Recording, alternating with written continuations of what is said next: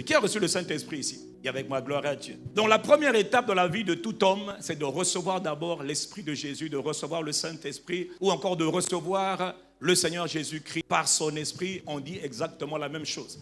Maintenant, quand tu as reçu Jésus, c'est là que tu deviens un croyant. C'est là que tu es né de nouveau. C'est là que tu es sauvé. C'est là que ton nom est inscrit dans le livre de vie qui est dans le ciel. Mais c'est là maintenant qu'il faut commencer une marche avec lui. Il dit maintenant que vous avez reçu Jésus, marchez en lui. Marchez avec lui. Avec qui? L'Esprit de Jésus que tu as reçu. Maintenant, tu dois marcher avec le glorieux Saint-Esprit que tu as reçu. Quelqu'un me dit Amen. Or, pour marcher avec un être spirituel, parce que l'Esprit de Dieu qu'on a reçu, c'est un être spirituel. Dis-moi un bon Amen. Oui, tu as reçu un être spirituel. Or, quand tu as reçu cet être spirituel, on l'appelle Dieu. On l'appelle le Père, le Fils et le Saint-Esprit. Mais celui qui est venu vivre en toi, il est appelé Dieu l'Esprit Saint, ou encore Dieu le Saint-Esprit. Et quand le Saint-Esprit, dis avec moi le Saint-Esprit, dis avec moi l'Esprit de Jésus, quand il vient habiter en toi, quand tu l'as reçu, ce n'est pas la fin de la vie chrétienne. Au contraire, c'est le commencement d'une nouvelle vie, qu'on appelle la vie en Christ, la vie de Dieu dans un être humain. Et quand tu commences avec Jésus, il faut que tu saches comment on fait pour marcher avec lui. Parce que pour marcher avec Dieu, il y a quelque chose que nous n'avons pas compris ici à l'église. Et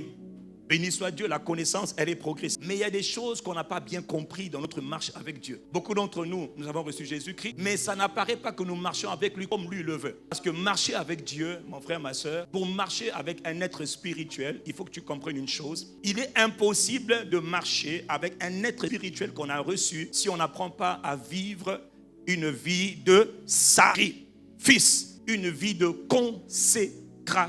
Je ne te parle pas de la sanctification. J'ai laissé la sanctification. Je te parle de la vie de consécration à un être spirituel. Les occultes, les sorciers, les féticheurs comprennent ces règles-là, mais les croyants ne connaissent pas ces règles-là. D'ailleurs, en parenthèse, mon frère, ma soeur, nous tous ici, nous sommes des croyants, mais la volonté de Dieu, ce n'est pas que tu sois un croyant. La volonté de Dieu, c'est que tu deviennes un disciple. Dieu n'a appelé personne ici à être un croyant. Non. Dieu a appelé chacun de nous à être un disciple de Christ. Quelqu'un dit Amen.